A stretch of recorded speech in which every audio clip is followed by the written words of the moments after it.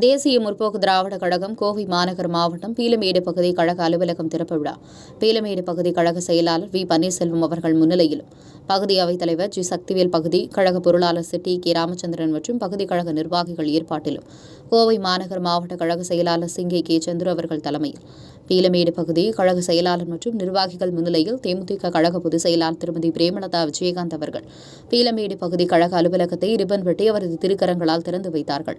முன்னதாக பட்டாசு வெடித்து தேமுதிக கழக கொடியேற்றி மாற்றுக் கட்சியிலிருந்து 100க்கும் மேற்பட்ட பெண்கள் கழக பொதுச் செயலாளர் முன்னிலையில் நமது கட்சியில் இணைந்து கொண்டனர். மேலும் பொதுமக்களுக்கு பிரியாணி வழங்கப்பட்டது. புதிய ஆட்டோ மற்றும் நலத்திட்ட உதவிகளை வழங்கி சிறப்புரையாற்றினர்.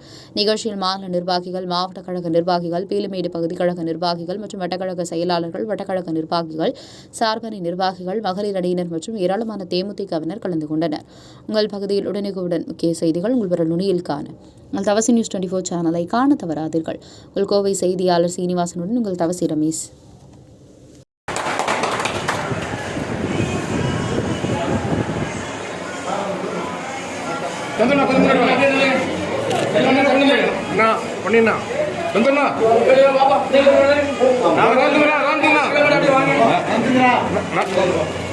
மேடம்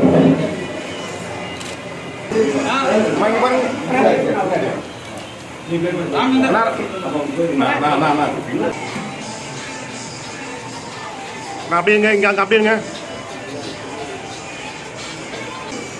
ஒரு நிமிஷம் இங்க பாருங்க மாமா இங்க பாருங்க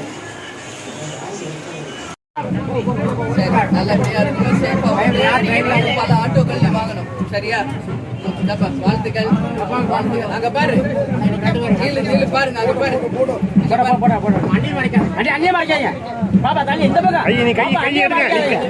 கையெடுங்க